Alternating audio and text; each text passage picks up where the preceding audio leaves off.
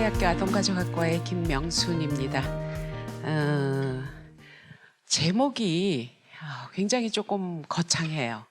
미래를 선도할 자녀 양육, 그리고 그 속에는 이제 양육자 간 협력 속에서 미래의 주역이 탄생한다. 이렇게 조금 제목을 좀 거창하게 좀 잡아봤습니다. 우리가 아이들을 기를 때는 보통 어떤 철학적인 기초, 그 다음에 그 아이의 뭐 발달적 기초, 그 다음에 뭐 교육적 기초, 이렇게 얘기를 하는데, 최근에 이제 하나가 더 추가가 됐어요. 기술적 기초. 그러니까 사회가 너무 기술적으로 발달을 하면서 결국은 그것이 우리에게 큰 영향을 미치는 아주 큰 물결이 시작이 됐죠. 그래서 그것까지 다 합해서 저희가 이제 미래를 선도할 자녀 양육은 좀 어떻게 하면 좋은가라는 주제를 가지고 말씀드리도록 하겠습니다. 제 이름이 김명순이죠. 어렸을 때부터는, 아주 어렸을 때 그렇게 뭐 전체 이름을 다 들은 건 아니고 계속 뭐 끝자나 뭐 이렇게 계속 불려졌던 기억은 있어요. 그런데 내 이름이지만 제가 잘 기억을 못하고, 근데 어느 순간에 학생 뭐 이렇게 부르다가 조금 지나니까 뭐 젊은 처자 뭐 이렇게, 아니면 젊은 여성, 그러다가 이제 성인이라는 그 성인식을 정확하게 했는지는 기억이 없는 것 같아요. 근데 성인식을 지나고 나서 그 다음부터는 계속 성인으로 계속 지나가는 사람이 있는가 하면, 어느 순간에 완전 새로운 그 역할과 그 다음에 본인의 어떤 그 해야 될 일과 뭐 이런 것들이 새롭게 부여되는 게, 정말 자기가 그동안에 과거에 살았던 것과는 되게 다른 새로운 만남이 시작되는 게 우리가 보통 부모됨이라고 얘기를 해요. 그러니까 그동안에는 뭐 내가 알던 사람, 아니면 오랫동안 떨어져 있다가 만난 사람 뭐 이렇게 되지만, 또는 내가 배우자를 만났을 때에도 그래도 내 선상에서 뭐 지금 6번째 만난 사람이라 등등 뭐 이렇게 조금 그 연결이 좀 되는데, 이렇게 성인으로 진행을 하다가 어느 순간에 완전히 새로운 만남이 시작되는 그 접점이 바로 자녀를 낳았을 때입니다. 그때가 되면 명칭이 이제 완전히 달라지죠. 부모됨. 그래서 부모가 되죠. 그래서 그 부모가 되는 그 상황부터 이제 말씀을 이제 드리도록 하겠습니다. 그 일상을 함께 하긴 하지만, 이 부모됨이 부모 쪽에서 고민을 하느냐, 아니면 아이 쪽에서 고민을 하느냐에 따라서 완전히 얘기가 달라지는 얘기가 돼요. 스토리가 되게 달라져요. 그러니까 항상 시어머니 쪽에서 말씀하시는 거하고 며느리가 얘기하는 거하고 다른 것처럼, 같은 성인인데도. 근데 이거는 뭐 전혀 우리가 예측하지 못했던 그런 속에서 이야기가 진행되는 관계입니다. 또 하나 이제 문제가 뭐냐면, 이 아이가 내가 적어도 어떤 애가 날 것이다, 어떤 유형의 기질을 가지고, 그 다음에 이 아이가 내가 예상했던 어떤 애일 것이다 라는 그 예상을 전면적으로 깨트려집니다. 똑같은 애는 하나도 없는 것 같아요. 저 같은 경우에는, 저는 매번 고민했던 것 중에 이제 연년생, 14개월 연년생으로 남자아이가 둘이 있는데, 제가 매번 얘기를 하는 게, 진짜 한 배에서 나왔을까?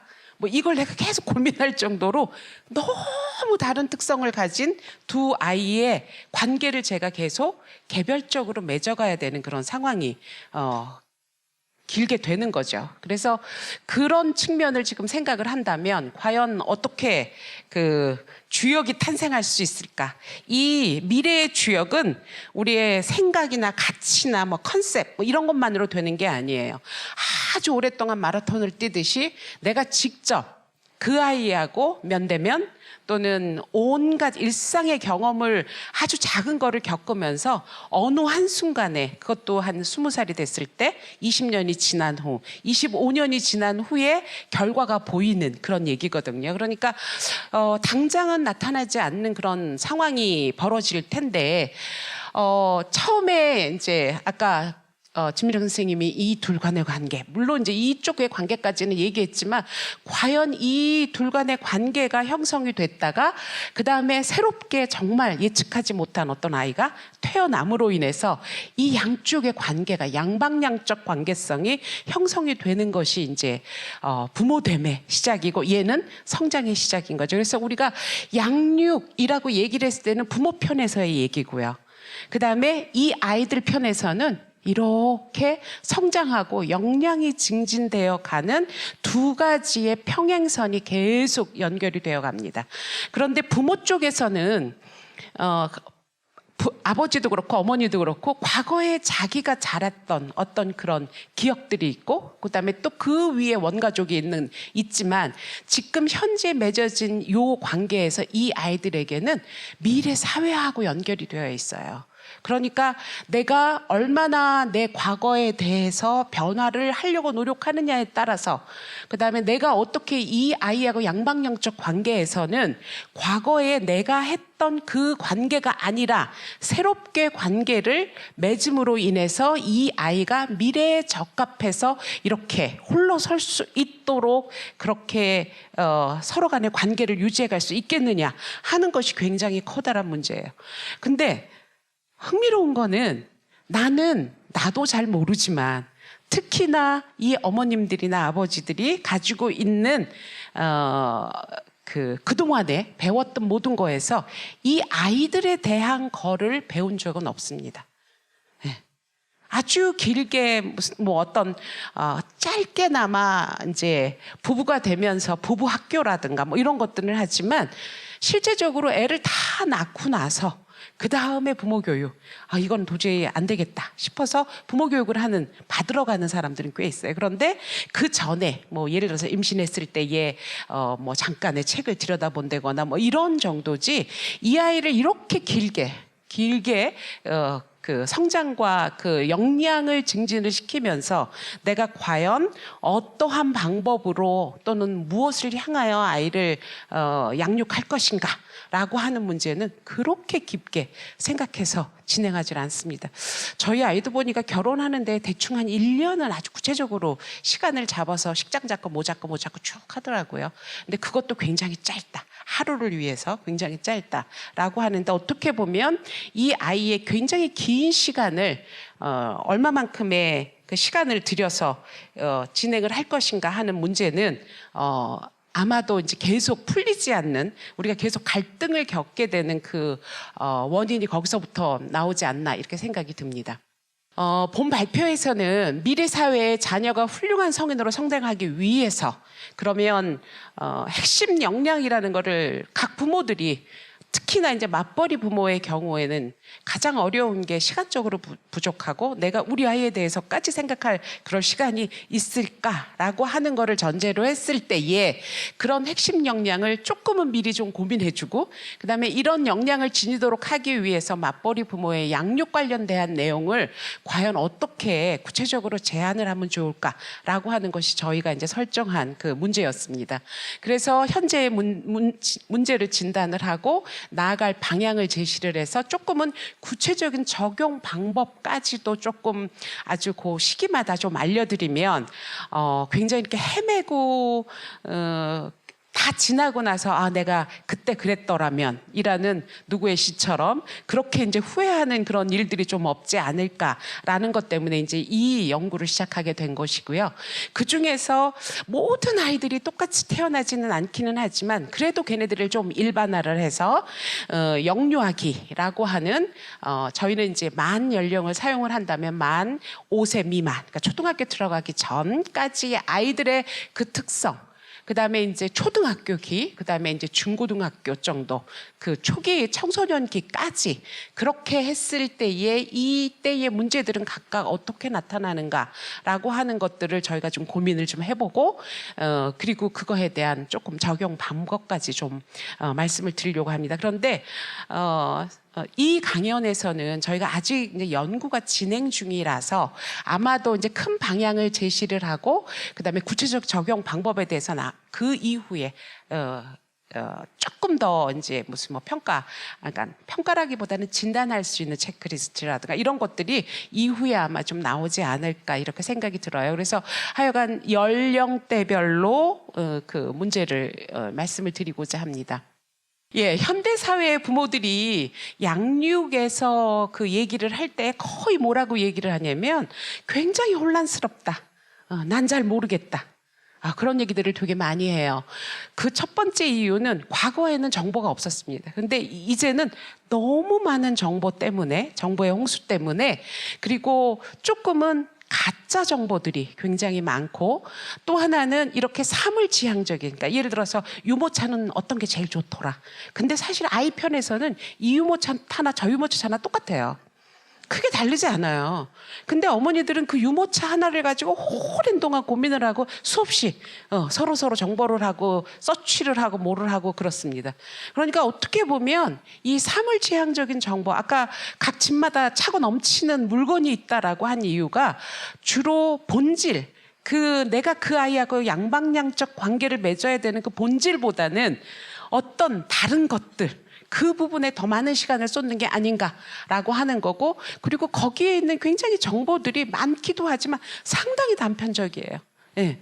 저는 이제 저희로서는 이제 발달책을 가끔 보잖아요. 그런데 저도 처음에 아이 둘을 낳고 나서 발달책 중에서 틀린 거 맨날 쫙쫙 걷어요.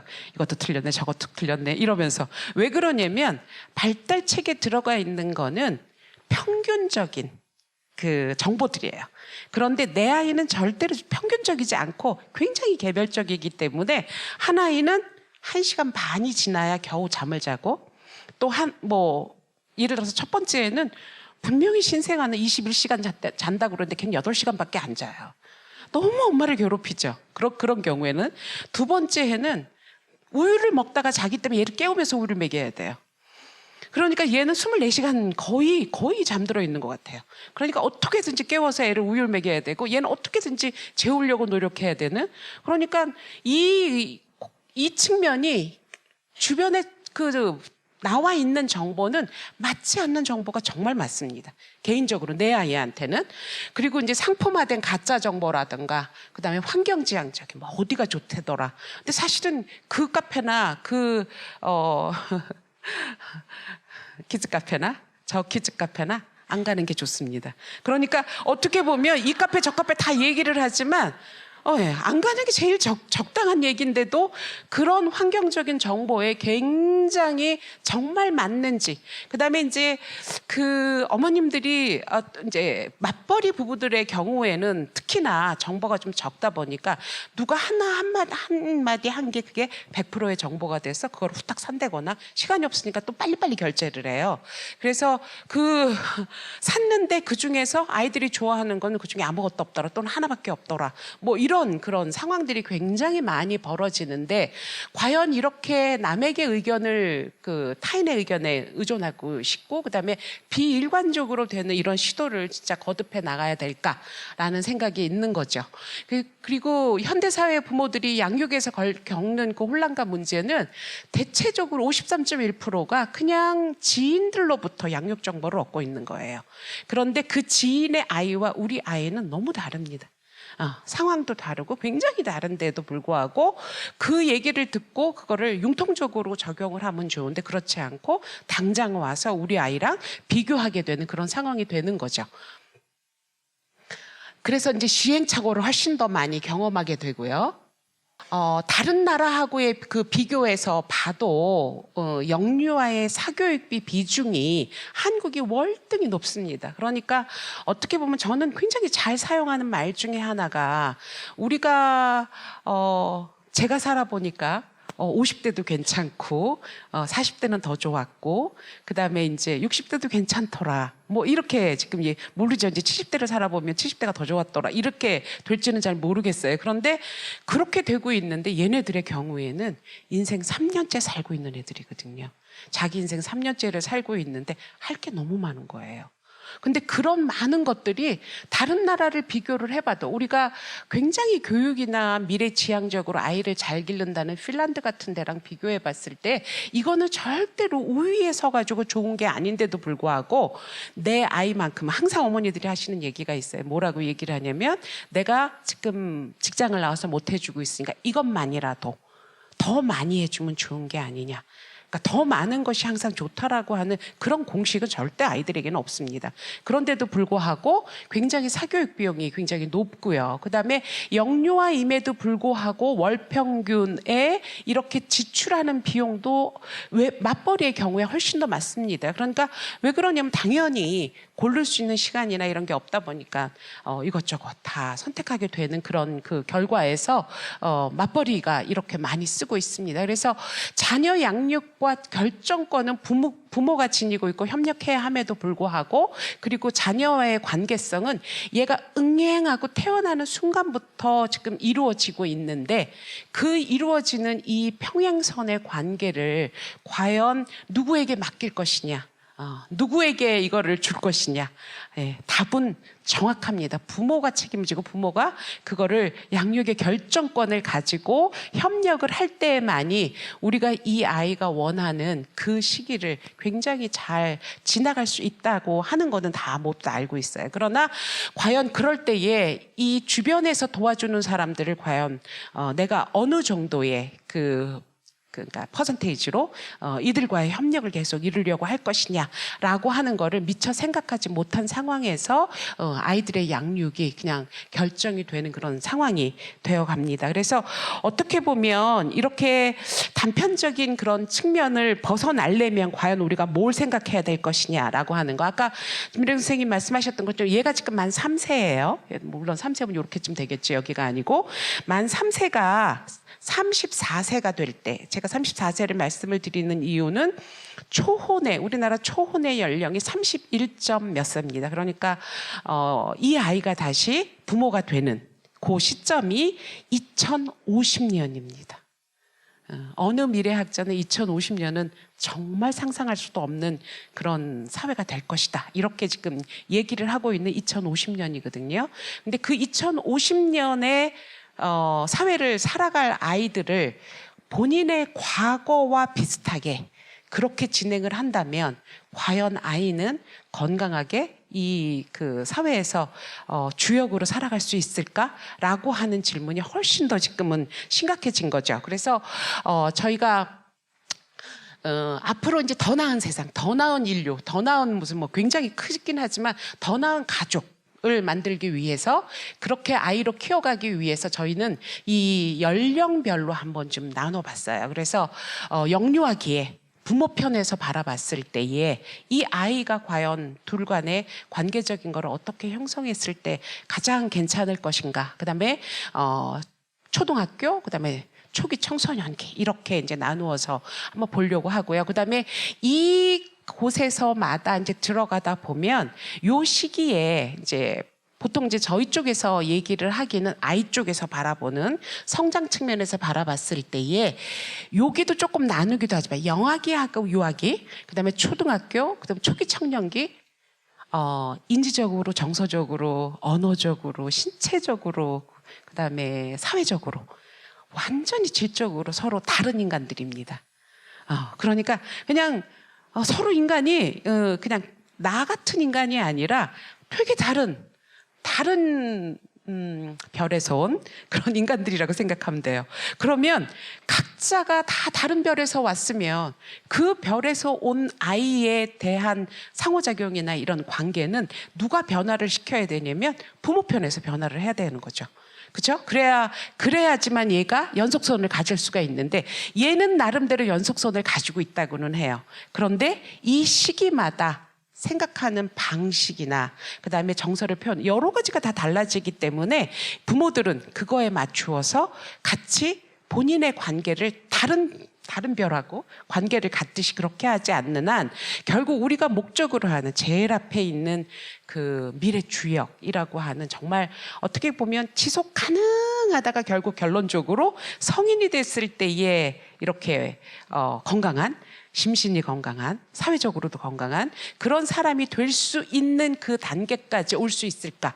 어디 중간에서 삐걱하는 순간에 그 아이는 오다가 중간에 이렇게 된다거나 아니면 다시 돌아서 온다거나 그 돌아서 오는 기간까지 굉장히 어려움이 많습니다. 저희 주변에도 보면 가끔 이런 얘기를 많이 말씀하시는 분들이 많으세요. 얘가 초등학교 때까지는 너무 좋았던 애다. 그런데 중고등학교 때에 친구를 잘못 만나서 꼭 이렇게 얘기를 해서 친구를 잘못 만나서 아이가 이렇게 변했다. 그래서 애가 오토바이를 타고 뭐를 타고 이렇게 얘기를 한다. 저는 절대 그렇지 않다고 생각을 해요. 물론 그럴 수도 있죠. 그렇기는 하지만 이 관계성이라고 하는 거는 그 대부분의 아이들에게 물어보면 뭐라 그러냐면 그걸 말해봤자 소용이 없다는 거예요. 이미 둘 간의 관계가 딱 형성이 돼서 엄마는 엄마대로 야 하는 순간에 얘가 어떤 반응을 할 줄 알고 있고 이 아이는 하는 순간에 엄마가 그 다음 말이 뭔지를 다 알고 있어요. 왜 그러냐면 이게 일상에서 늘 의례화돼서 이게 고정된 어떤 상호 패턴으로 이어지기 때문에 대부분이 다들 그렇잖아요. 누군가를 얘기를 할 때에 그 사람은 이런 말 하면 안 들을 거야. 아니면 그 사람은 이 말을 하는 순간에 어떻게 할 거야. 다 예측 가능하잖아요, 행동이. 그런데 그 예측 가능한 행동을 중학교 때부터는 굉장히 아이들이 잘 보이게 되는 거죠. 우리 엄마는 이 얘기를 해봤자 뭐 어떻게 반응할 것이다. 예. 그래서 극적인 순간은 그렇게 반응할 것이다라는 엄마가 절대 그렇게 반응을 안 하고 아이의 변화에 따라서 같이 변화를 해줬을 경우에 애가 감격해하게 되는 거죠. 그래서 감격했을 때에 이 아이가 오토바이를 달래다가 다시 돌아와서 자기의 그 하고 싶은 일들을 다시 한다거나 이렇게 되는 그런 상황으로 이렇게 갈 수 있는 거죠. 꼭 오토바이가 타는 게 꼭 나쁜 거는 아니지만 엄마가 바라는 방향은 아닐 수도 있잖아요. 그러니까 어떻게 보면 둘 간의 관계를 맺어가는 게 굉장히 중요할 것 같아요. 제가 굉장히 아이가 상당히 창의적인 아이를 키우는 이제 저희 그 동료를 알고 있어요. 그런데 내가 만약에 그 딸을 키웠으면 나하고는 참 어려웠겠다 이런 생각을 할 때가 되게 많았어요. 왜냐하면 그 얘기를 들을 때마다 저걸 다 참아줘? 이런 생각을 되게 많이 할 때가 있었는데 그 두 부부는 굉장히 고지식해요. 아주 규칙적이고 타에 이렇게 모범이 되게 굉장히 예의 범절과 뭐가 되게 아주 정확하게 잘 지키는 그런 그 두 부부인데 맞벌이에요. 지금까지 계속. 그런데 그 딸은 코스프레 이제 하러 다니고 뭐 중학교 때부터 굉장히 여러 가지를 많이 하러 다니는데 어느 날 그 딸이 지금 32살, 3살쯤 됐어요. 굉장히 자기 일을 아주 야무지게 하는 사회에 정말 창의적인 인재? 저는 가끔 그 사람한테 그런 용어를 보냈는데 그 창의적인 인재로 컸어요. 근데 우연히 같이 얘기를 하다가 그 얘기를 한번 하더라고요. 그 아이를 어느 공원 앞에 코스프레 하는데다가 내려주고 잘 갔다 와 오늘 재밌게 놀고 뭐 이렇게 하고 문을 딱 닫는 순간에 얘기해도 되나요? 이렇게 얘기를 한대요. 두 부부가 이게 분명히 삐 소리가 나는 거라서 말씀을 못 드리는데 근데 저는 그렇게 얘기를 하는 그 두 부부의 그 자녀를 키우면서 그래 네가 좋아하고 정말 네가 굉장히 이 일에 그렇게 몰두를 하고 좋아하는 일이라면 우리 두 부부는 너를 서포트할게 라고 하는 그 참아줌에 대한 그것이 바로 이제 그 부모로서 굉장히 남들은 하지 못하는 그런 그 부분이 아니었을까. 그래서 그 자녀가 지금 창의적인 인재가 어떻게 됐냐면 무대 의상을 해요. 그래서 굉장히 커다란 이제 오페라 뭐 이런 것도 하고 있는 그런 그 인재로 자랐는데 결국은 긴 기간 동안 그것이 어떤 결과로 나타날지도 모르면서 중학교 때, 고등학교 때 남들은 다 공부할 때 매일 밤새 옷 만들면서 무슨 코스프레 하러 나가고 이런 거를 지켜봐 줄 수 있는 그 6년간, 7년간의 그 부모의 인내가 결국은 아이를 그렇게 굉장히 필요한 인재로 만드는 데에 일조하지 않았다. 그러니까 결국은 이 아이도 원하는 것을 알아야 되지만 부모도 그 아이의 원하는 걸 알고 같이 관계성을 유지해 가는 거, 그게 가장 중요하지 않겠는가 이렇게 생각이 듭니다.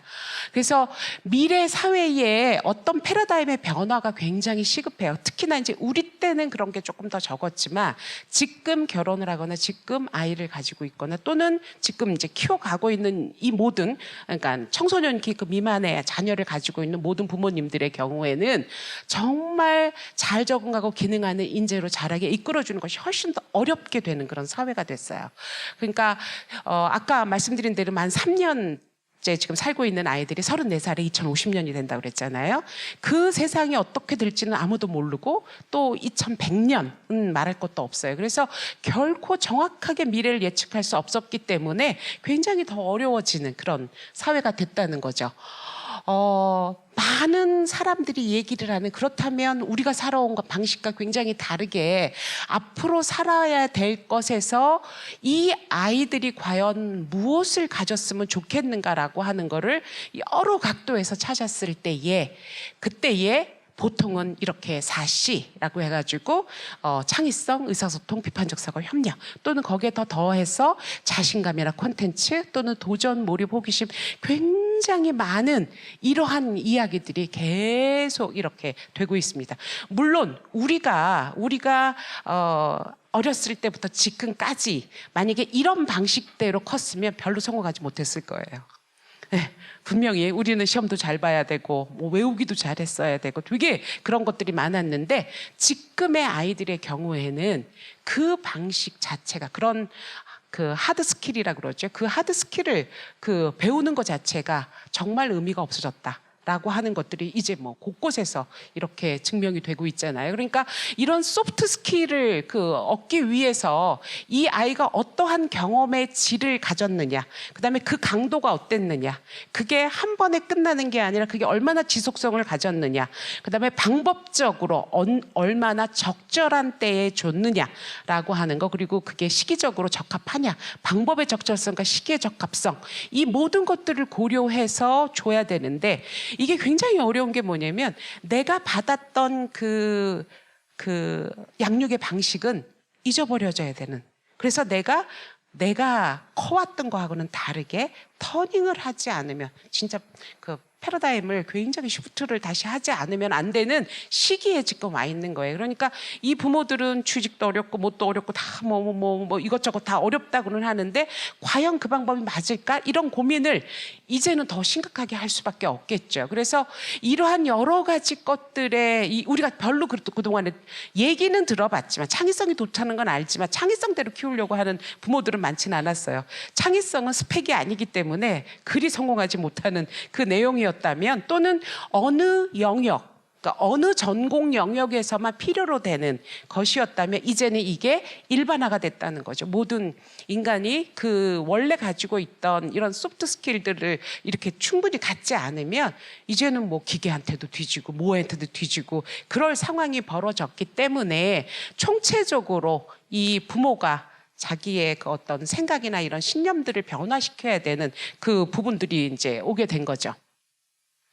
그래서 그 맞벌이 부부가 보통 이제 얘기를 해봤더니, 이건 뭐 아까도 이제 말씀드린 거라 그냥 금방 지나가면, 시간, 피로도, 죄책감, 뭐 이거는 아까도 많이 나왔던 방법들, 그러니까 많은 그 문제들 중에 하나겠죠. 그래서 이런 여러 가지가 결국은 자녀의 행동을 기다리지 못하고 인내하기 굉장히 어려워하고, 그다음에 비일관적인 어떤 대처를 하게 만드는 그 요인이 되고요. 그래서 결국은 과연 맞벌이 부부가 양육의 어려움을 구체적으로 어떻게 내가 좀 분석을 해야 될 것인지, 그다음에 해결책을 어떻게 내가 찾고 내 자신의 행동에 대해서 어떤 걸 바라보고 결국은 자녀의 관계를 잘 가질 것인지를 생각해 봐야 된다는 거죠. 왜 그러냐면, 청소년기까지는 이 아이들이 인지적으로 충분히 발달을 하고 있지만 성인만큼 그렇게 진행을 하고 있지는 못합니다. 그러니까 계속 다른 별에서 온 것처럼 다르게 행동을 하는데, 그 행동의 원인들이 무엇이고, 그다음에 그때에 나는 과연 어떻게 접목을 시키는 것이 가장 좋은 것인지를 내가 스스로, 본인 스스로를 잘 파악을 해서, 그다음에 그 옆에 있는 부부라든가, 그다음에 또는 조부모라든가, 또는 이 아이를 굉장히 긴 시간 동안 양육해주는 무슨 뭐 기관의 교사라던가 이런 여러 사람들하고 어떻게 협력을 해서 일관성을 유지를 할 것인가 하는 그런 문제들에 대해서 우리가 조금 그 분석을 찾아봐야 된다는 거예요. 그래서 지금 현재의 이 아이들의 그냥 한 유아의 일과를 보면은요, 굉장히 여러 사람을 만나게 돼요. 근데 사실 아이 편에서 보면 좋은 시절에 태어난 게 아니죠. 아이는 이렇게 보통 저희가 얘기를 하기에 불연속선이라고 그러거든요. 이렇게 다양한 사람을 만나는 게 결코 좋지 않습니다. 그러니까 아이는 가장 좋기는 한 사람에 의해서 쭉 일관성 있게 하루를 지낼 수 있는 게 가장 좋죠. 그런데 이제는 그거는 완전히 이렇게 박물관에서나 좀 찾을 수 있는 그런 상황이 됐고, 지금 상황에서는 이거보다 더 많은 사람들을 만나겠죠. 예를 든다면 얘가 기관에서 이 교사 하나만 만나는 게 아니라 만약에 사교육을 한 3개쯤 한다. 그러면 선생님을 한 4명쯤 만나게 돼요. 그렇죠? 그러면 그거 끝나는 게 아니라 또 나중에 하원하고 또 그다음에 또 어떤 학원을 가게 되면 또 여러 사람을 만나게 되고, 그래서 이렇게 컨티뉴이티가 연결성이 있지를 않고 계속 다른 사람, 다른 공간, 그다음에 다른 어떤 경험의 상호작용의 경험의 질을 한다는 거는 이 아이 자체로서도 굉장히 괴로운 일이고, 그다음에 양육 주체 간의 갈등도 계속 이루어지고, 이런 불연속성이 아이를 그냥 우리가 생각하기에 나는 굉장히 애에게 미래의 그 주체로서 잘 키우고 있어 라고는 생각하지만 실제는 그렇지 않을 수 있는 여지들이 굉장히 많다라고 하는 거죠. 그래서 부모와 이런 모든 사람들이 일관성을 유지하면 제일 좋겠지만 사실은 이 일관성을 유지하는 건 극히 어렵습니다. 네. 저가 결혼을 했을 때는 저희 그 시어머님이 저보다 한 60 몇 살,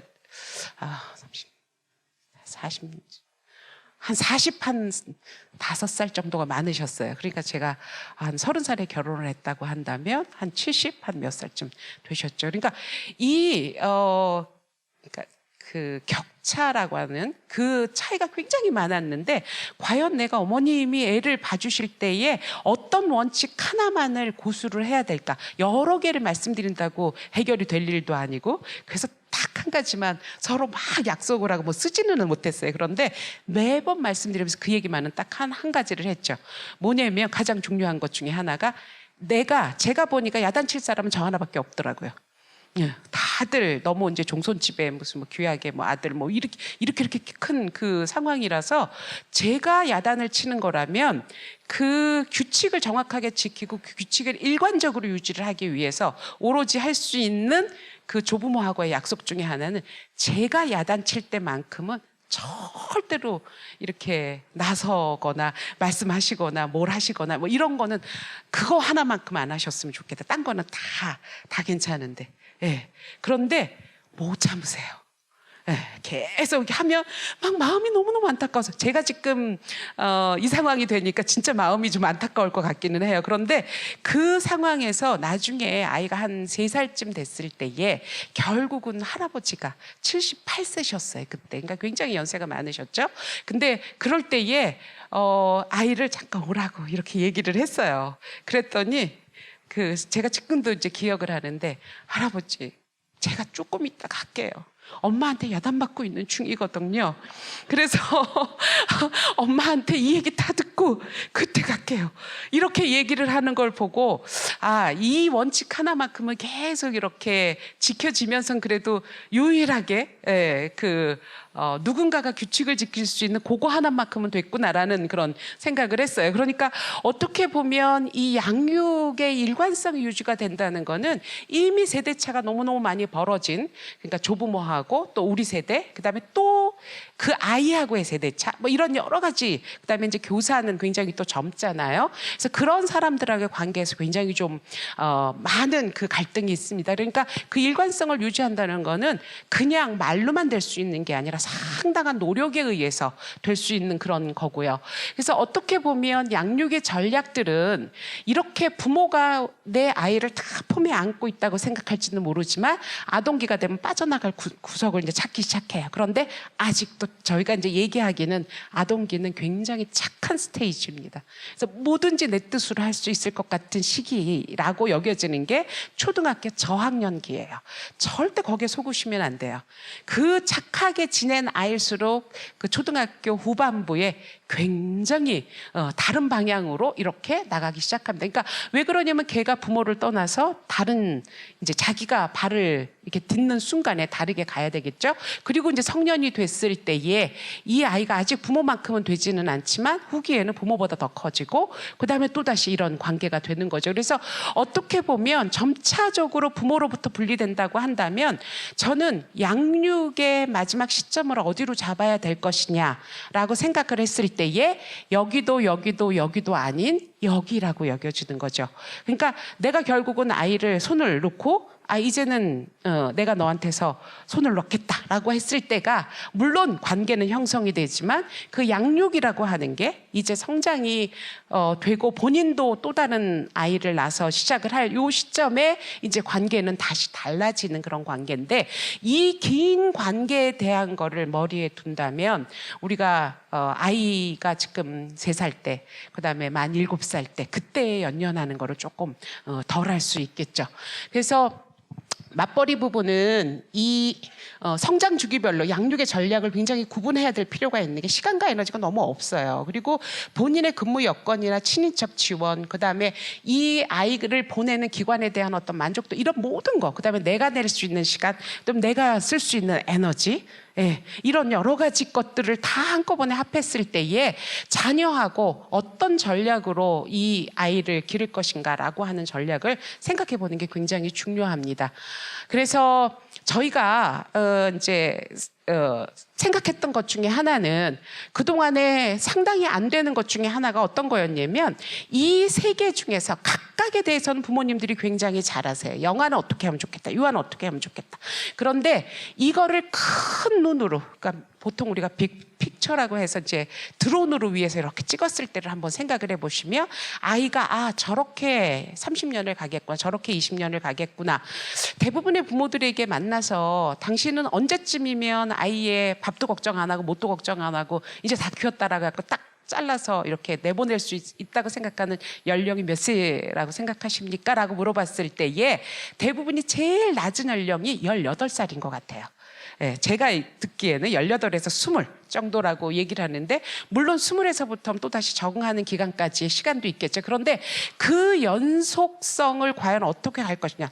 똑같은 어떤 그 신념을 가지고 똑같은 방향성, 보통 이제 심에 있는 백타라고 그러죠. 방향성이라고 하는 거를 어느 쪽으로 몰고 갈 것이냐라는 생각은 굉장히 적게 하시는 것 같아요. 그래서 저희가 생각하기에는 이런 아이로 만들 때에 결국은 모든 시기에 걸쳐서 집중돼야 될 이 아이의 미래 역량을 이 세 가지로 잡았습니다. 그러니까 아이가 영아기 때나 유아기 때나 초등학교 때나 그다음에 중고등학교 때 또는 그 이후에 그 대학 또는 직장을 가졌을 때까지도 다 같이 그 연결될 수 있는 것이 과연 무엇일까?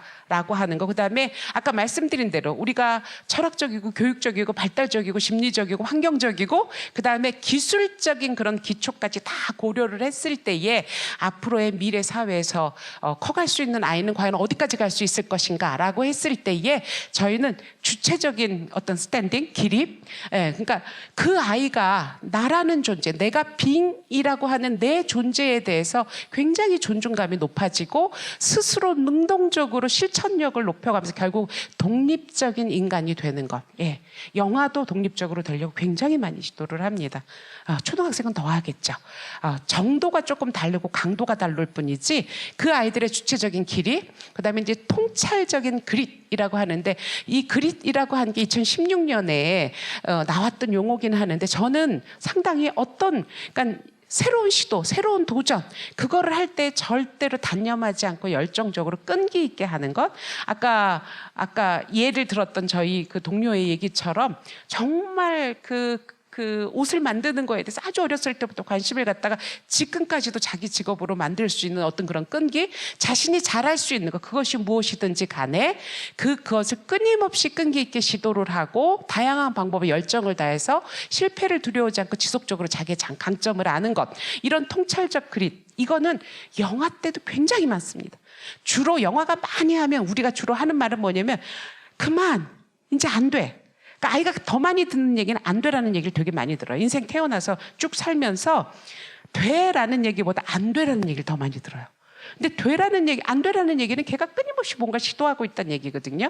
그런데 그런 그 영아 때부터 시작해서 계속 진행되는 그런 어떤 통찰적인 그릿, 그 다음에 이제 관계적인 소통, 그러니까 결국은 혼자 살 수 없는 그런 상황이죠. 그러니까 이 상황은 내가 관계하는 부모뿐만이 아니라 기관의 또래, 교사, 그 다음에 지역사회, 그 다음에 학교 선생님, 그 다음에 또는 뭐 로봇, 사물, 뭐 이런 상황까지도 다 파악을 해서 상황 전체를 그런 맥락적으로 좀 파악할 수 있는, 아주 통찰적으로 좀 파악할 수 있으면서 거기에 필요한 감정적인 공감과 배려를 나눌 수 있는 것, 이렇게 해서 세 가지의 어떤 복잡하지도 않게, 보통 3, 4번이 제일 좋더라고요.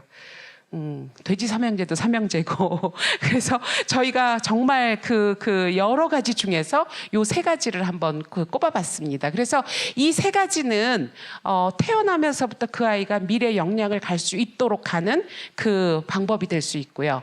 그런데 뭐 이거는 그냥 눈으로 한 번쯤 보시면 그때마다 각각의 시기에 필요한 어떤 하위 요소들이 있고, 그 하위 요소들은 또다시 영아기, 그 다음에 영유아기, 초등아동기, 초기 청소년기에 따라서 강조를 해야 될 점들이 각각 좀 달라질 수 있는, 그런데 많지는 않지만 꼭 그 시기에 강조를 해야 되는 그 부분으로 저희가 좀 찾아내려고 굉장히 많이 좀 애를 썼습니다. 그러니까 어떻게 보면 영유아기라고 하는 별에서 온 애들은 정말 그 영유아기에 맞게 진행을 한다면 이 아이의 가장 기초가 또 결정적 시기가 되겠죠. 그래서 한번 누적이 되고 그 누적이 된 거에 바탕을 이루어서 다시 초등아동기를 이루고 또 그 바탕을 이루어서 이렇게 진행이 되는, 절대로 양육에서 또는 성장에서 되지 않는 법칙이 하나가 있어요. 건너뛰기는 안 됩니다. 네. 그런데 많은 분들이 굉장히 속도를 내서 건너뛰었으면 좋겠다라는 생각들을 굉장히 많이 하세요. 근데 인간이 살아가면서 할 수 없는 것 중에 하나는 어떤 것도 이 시기를 건너뛰기는 안 되고 항상 누적이 되고 누적이 된 거 위에 다시 세워진다라고 하는 거는, 그거는 굉장히 절대적인 법칙이에요. 예외가 없는 법칙입니다. 그래서 그런 측면에서 조금씩 이제 그 방법의 차이 같은 것들을 이제 말씀을 드렸고요. 이 초창기 영유아기 편에는 굉장히 출산으로 인해서 상당히 부모 편에서 갈등을 많이 겪는 시기예요. 처음으로 만났기 때문에. 그래서 균형 있는 삶이라고 하는 게 제일 중요한 것 중에 하나인데, 문제는 뭐냐, 이 첫 번째 만난 아이가 오히려 초동기를 만났으면 부모도 갈등이 없고 애도 갈등이 없었을 거예요. 왜냐하면 착한 스테이지 애하고 말도 굉장히 잘 알아듣고 뭐 하는 애랑 만났으니까. 그런데 부모가 출산으로 인해서 모든 것들이 달라질 때에 아이는 어떻게 되냐면, 이게 제일 걱정입니다. 무한 돌봄이에요. 이 시기는 딴 게 없습니다. 그냥 무한 돌봄을 해줘야 되는 시기예요. 그러니까 당연히 시간과 모든 것들이 다 부족할 수밖에 없겠죠. 그렇죠? 그래서 그러한 상황에서 결국은 그냥 내가 조금 편하려고, 내가 조금 더 그냥 힘들어서 그러니까 과로라고 하는 걸로 인하여 결국은 그냥 이렇게 타협을 하고 지나가는 것들이 많다 보니까 이런 과보의 형태들이 굉장히 많이 벌어집니다. 그러니까 오히려 이렇게 수면도 따로 하고 식사도 아이 스스로 하게 하려면 그 지저분해지는 거를 참아야 되고, 지저분한 걸 다시 치워야 되고, 그 다음에 그 아이가 먹는 때까지 기다려야 되고, 신발 신는 때까지 기다려야 되고, 끊임없이 기다려야 되는 연속인데, 사실 이때가 부모한테도 굉장히 힘든 그런 시기거든요. 그러니까 오히려 아이 전체에게 그냥 과보하는 형태로 진행을 하면서 내가 잘 모르니까, 내가 뭐 해줄 게 별로 없으니까 이렇게 해가지고 상당히 첫 번째 단추를 잘못 끼우는 상황이 좀 벌어지죠. 그런데 첫 번째 단추를 잘못 끼우면 두 번째 단추는 그걸 풀어서 다시 켜야 되기 때문에 굉장히 긴 시간이 또 필요해요. 그러니까 어떻게 보면 이 아이에게 부모의 역할이 과중됐다라고 하는 얘기는 결국은 나중에 되면 더 편해질 수 있는 방법인데, 지금 조금 편하자고 걔를 하다 보니까 다시 부모는 역할이 과중이 되는 악순환들이 계속되고 점점 아이는 의존적인 자녀로 되어가는 그런 상황이 됩니다. 그래서 뿐만이 아니라 이제 이때에 팀워크를 해야 되는데 이 팀워크를 하는 것도 시간이 많이 걸리잖아요. 여기 회사에서 한번 해보시면 자기 혼자 결정하는 게 훨씬 더 편하죠. 팀워크를 하다 보면 다른 사람 얘기 다 들어야죠. 그 3분의 1 버려야죠. 그 사람하고 논의하는데 3분의 1 버려야죠. 실행하는데 3분의 1 버려야죠. 이렇게 되는 그 시기가 진행이 되는데 이게 또 시간이 굉장히 많이 가요. 근데 한번 형성되면 굉장히 좋은 방법이기는 하지만 그것도 또한 문제가 됩니다. 그래서 이 영유아가 스스로 아주 고집스럽게 탐색하고 자기가 선택하고 기회를 가지려고 얘들이 하거든요. 초등학교 때보다 오히려 더 영아들이 말을 안 들어요. 왜냐하면 걔네들은 우리의 말을 이해를 못하니까. 다른 별에서 왔으니까. 그런데 그거를 시행착오를 하게 해주면 참 좋은데 그렇게 못 해주는 거예요. 그래서 시간이 없거나 다른 걸로 인하여 자꾸 얘네들이 오히려 좀 아까 주체적인 어떤 스탠딩이 돼야 되는데 신체적인 스탠딩이 됐는데 정서적으로는 스탠딩이 되지 못하게 되는 그런 상황이 요 시기에 벌어지게 되고 그렇게 되면 자신감을 형성하는 게 좀 어렵게 되는 거죠. 그래서 이 아이에게는 오히려 다른 아무것도 다른 것보다도 그냥 자기가 하고 싶은 걸 하게 하고 또 본인들이 이렇게 진행하고 있는 모든 것들을 선택하게 하면 되는데 말은 굉장히 쉬워요. 근데 여기에 숨겨진 거는 뭐냐면 아까 저녁이 있는 삶에 그 저녁은 누가 차리느냐 하는 거랑 똑같이 이렇게 했을 때 오는 거는 첫째, 굉장히 지저분해집니다. 그 다음에 굉장히 다치기 쉬워요. 그래서 걱정이라고 하는 문화를 조금 이렇게 좀 내려놔야 되는데 내가 여태까지 그렇게 걱정의 문화를 내려놔 본 적이 없어요. 그러니까 아이하고 계속 부딪히게 되는 그런 상황이 되겠죠. 그래서 어떻게 되면 이런 지저분함과 그다음에 이 아이가 하고 싶은 거를 그냥 하도록 하게 하는 그거를 조금만 참아주게 되면 가능한 이야기가 그게 되지 않았을 경우에 이 아이는 이제 조금 그 얘기를 했던 그 첫 번째 의견하고는 다르게 벌어지게 되고요. 그 다음에 이제 의사소통에 있어서도 굉장히 이 아이들에게는 비언어가 많아요. 그런데 누구도 이 아이의 비언어에 대해서 주의를 기울이는 부모들은 굉장히 없습니다. 그러니까 그러다 보니까 이 아이는 계속적으로 자기 주장이 좌절이 되면 또 갈등이 있게 되고 그래서 둘 간의 이 결정들이 잘 이루어지지 않게 되는 그런 상황이 되겠죠. 그래서 어떻게 보면 이 뒤쪽부터는 방법적인 것들에 대해서 우리가 조금은 심각하게 고민을 해야 되는 그런 내용들이 굉장히 많이 나오기 시작을 합니다. 그러니까 어디에도 영아에서 유아기로 넘어가고 유아에서 초등으로 넘어가면서 내가 과연 무엇을 좀 한번 체크를 해볼 것인가, 나는 어디에다 좀 중점을 둘 것인가 라고 하는 것들이 이렇게 연결돼서 나온 그런 것들은 여태까지 저희들도 별로 본 적이 없어요. 그러니까 그냥 단편적으로 영아기 때는 이렇게 해라, 유아기 때는 이렇게 해라. 그런데 둘 간을 연결할 때는 어떻게 해야 되는가라고 하는 그 점을 강조하지는 못했다는 거죠. 그래서 그렇게 아주 기초적인 거를 마련을 하고 나면 이제 초등학교로 넘어가는데 초등학교가 되면 갑자기 이렇게 뭐가 많아져요. 그러니까 대체적으로 이때의 부모님들이 특히나 이제 맞벌이하는 어머니가 직장을 놓게 되는 상황이 되는 거죠. 예상을 미처 못했다가 이렇게 복잡한 상황이 벌어지면서 내가 새로운 역할과 또 다시 다른 거에 그 적응을 해야 되는구나라는 부담을 느끼게 되는데 이 중에서 만약에 이 아이가 영아기 때까지 스스로 챙기는 거를 할 수 있었다면 주체적인 어떤 스탠딩이 됐다면 사실은 이거는 그렇게 커다란 문제가 되지는 않습니다. 그러니까 아이도 엄마도 스스로 해결해 갈 수 있는 충분한 문제가 될 수 있어요.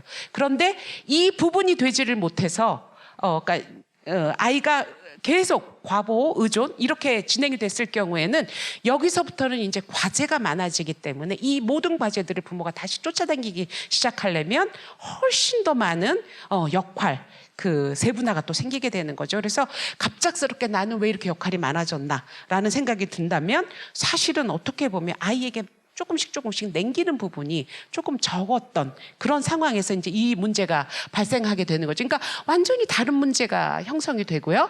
그래서 어떻게 보면 유연함에서 이제 구조성이 조금 더 높아져요. 그래서 이 초등학교 때 이런 수행을 한다거나 아니면 이제 교육을 한다거나 이런 그 문제 갈등이 다시 시작이 되고요. 그래서 사회 가치관하고 사회에서 이제 다른 엄마들이 목소리가 큰 엄마들이 하는 가치관하고 내 가치관이 처음으로 부딪히게 되는 그런 상황이 많이 벌어지고요.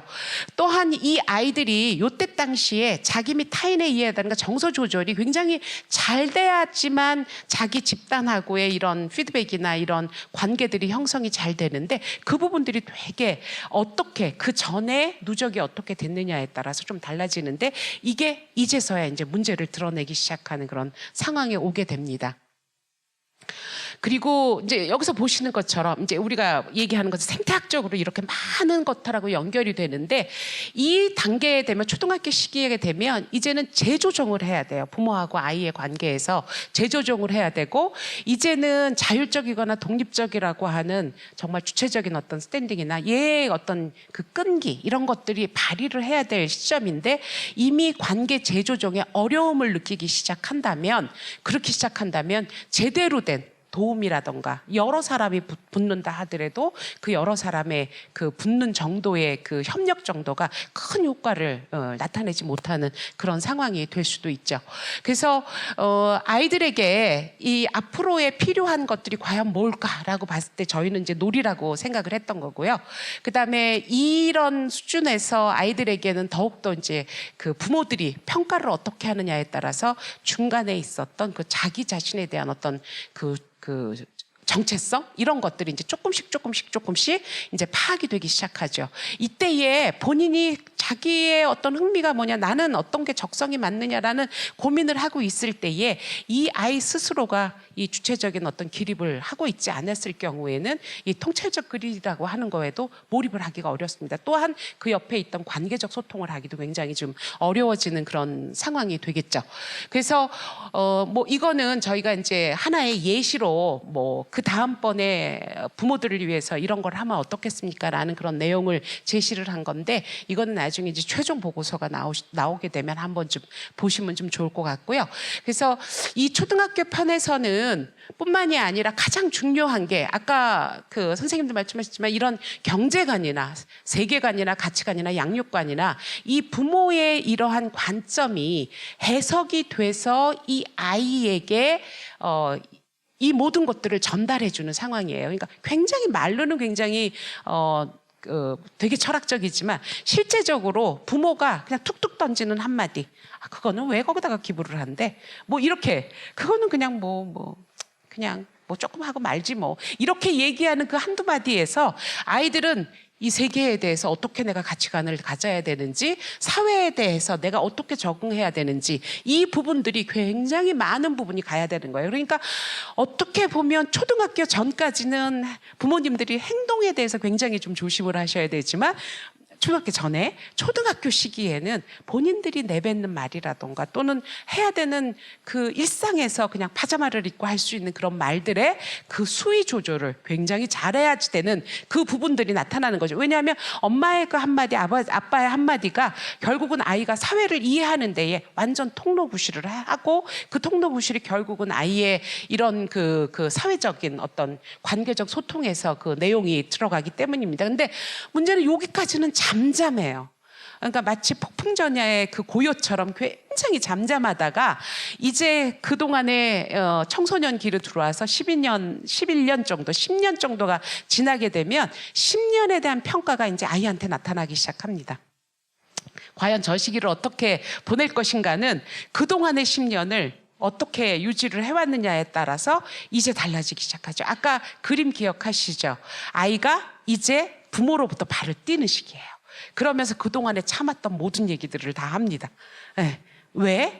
왜 나한테는 뭐 이런, 그리고 뭐 기본적으로 문 꽉 닫는 거는 기본이고요. 저희 애들 보니까 저 이사 갈 때 이번에 알았는데 벽이 그렇게 이렇게 팍팍 파진 곳들이 많아요. 그래서 그거 이렇게 메꿔주고 오는 데에 한 몇십만 원을 따시 냈어요. 몰랐어요. 거기에 이렇게 뭐가 있어가지고. 그리고 저는 벽이 그렇게 허술한 줄 몰랐어요. 아니 이게 푹 친다고 푹 들어가는, 저는 그게 딱딱한 벽인 줄 알았거든요. 그러니까 그동안에 뭘 했냐 그랬을 때에 속에 들어가면 화가 나면 팍 한 번씩 쳤던 것 같아요. 제가 보기에는. 그래서 큰애 방에도 그렇고 작은 애 방에도 계속 문 뒤에도 그렇고 다 이렇게 퍽퍽퍽퍽 들어가 있더라고요. 그거를 그 집 들어가고 15년 만에 나오면서 알게 됐습니다.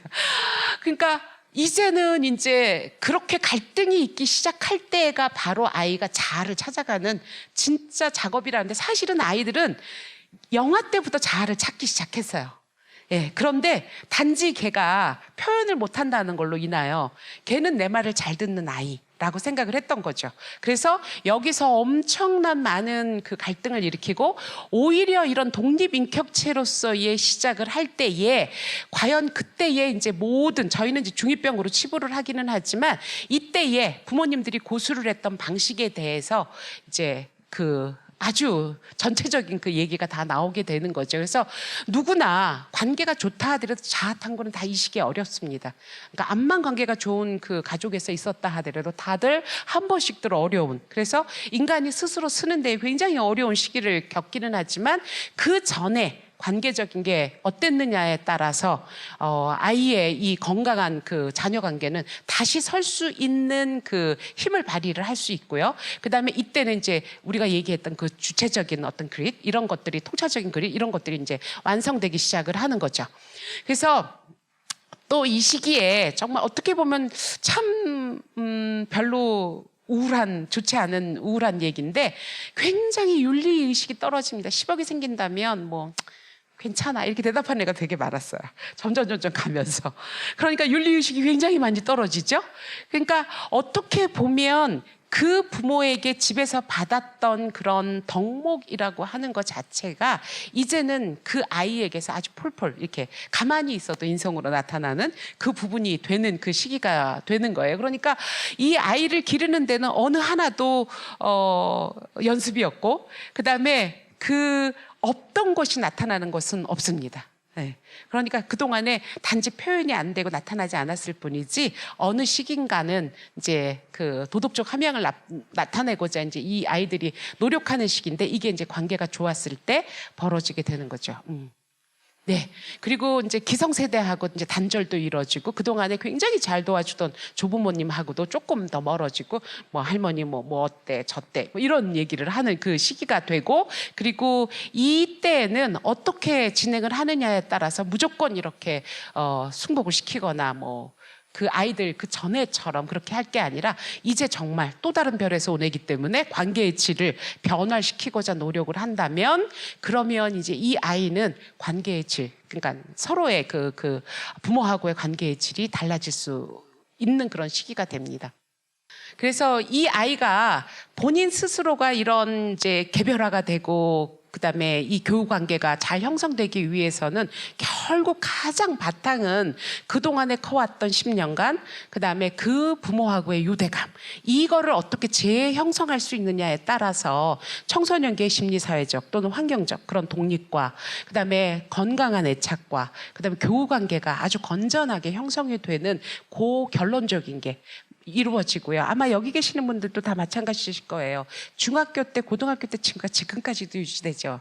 그렇죠? 저만 해도 지금 고등학교 졸업한 지가 한 30년, 40년이 됐는데 지금까지도 고등학교 친구들은 만나고 있거든요. 그러니까 굉장히 그 교우 관계가 자기의 이제 인생 전반에 거쳐서 쭉 진행되어 오는 그런 사이죠. 근데 영유아기에 그 부모님들이 꼭 뭐를 얘기를 하시면 뭐라고 얘기하시냐면, 얘가 친구들을 만나기 위해서 뭐 기간을 보내요.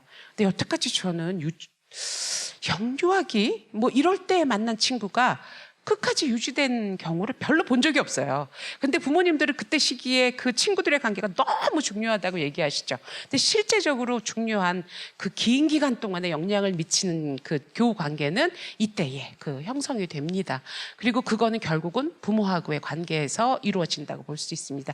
저희가 이제 이 관계에서 이제 과연 어떻게 무언가를 좀 한번 평가를 해보고, 내가 분석을 해보고, 내가 어떤 방법으로 가야 될 것이냐라고 하는 건 조금 더 이제 나중에 구체적으로 나오겠지만, 이런 그 세 개의 그 어떤 그 양육 길을 거치면서 결국은 이 장기적인 관점에서 굉장히 면밀하게 이 아이들의 관계를, 이 그 양방향적 관계들을 계획을 할 필요가 있다라고 하는 거고, 그다음에 부모가 31.6세에 이제 그 아이를 가지고 나서 40대, 50대 본인의 길을 지나가면서 처음에는 무한돌봄이지만 결국은 독립된 성인으로 갈 때에 결국 가지고 있는 여러 가지를 다 작용을 하고 그다음에 각 시기마다 필요한 것들을 얼마만큼 잘 조정하느냐에 따라서 결국 부모들도 이 60대 이후에 이 둘 간의 관계에서 너무 행복감을 만들 수가 있고 뿐만이 아니라 이 자녀는 정말 미래에 굉장히 중요한 인재로서 크는 그 두 개의 평행선이 그어지는 거겠죠. 그래서 30년 후에 이제 리더십도 있고 못도 있고 이런 자녀가 될 수 있겠다라고 하는 거예요. 그래서 뿐만이 아니라 이런 원칙과 역할과 규칙과 그다음에 속도, 그다음에 톤, 훈육 이런 모든 것들이 다 이렇게 맞춰지고 그다음에 서로가 대화를 해서 이 같은 목적을 가진 그 여러 사람들, 양육자들 간에 이런 활발한 이런 그 협력들의 관계에서 결국은 이 아이는 편안하고 일관된 양육을 받을 수 있지 않겠느냐라고 하는 거고요. 그래서 긴 여정임을 계획을 하고 아버지도 참여하고 팀워크도 굉장히 필요하다라고 하는 거. 그래서 저희가 이제 각 시기마다 투두리스트 그래가지고 한번 이제 이게 뭐 다 완성된 거는 아니고 또 여러분들에게 지금 여기서 드릴 수 있는 거는 현재 이제 뭐 이렇게 PPT밖에는 없지만 각 그 영학이나 초등학교나 이 그 초기 청소년기에 과연 어떤 것들을 해주었을 때 다른 거 뭐 유모차가 얼마냐 뭐 어떠냐 이런 것들을 찾는 것이 아니라 정말 중요하게 생각해야 되는 것들이 과연 무엇이냐 하나의 그 큰 흐름, 그 흐름을 벗어나지 않고 아이하고 이런 관계를 갖는다면 결국은 아이는 정말 부모님들이 원하시고 또 사회가 원하는 그런 아이로 될 수 있지 않을까라고 여겨지고 이러한 투두리스트들을 굉장히 좀 편안하고 그다음에 실천 가능하게 아마 만드는 것이 저희의 일이라고 생각이 듭니다. 네, 감사합니다.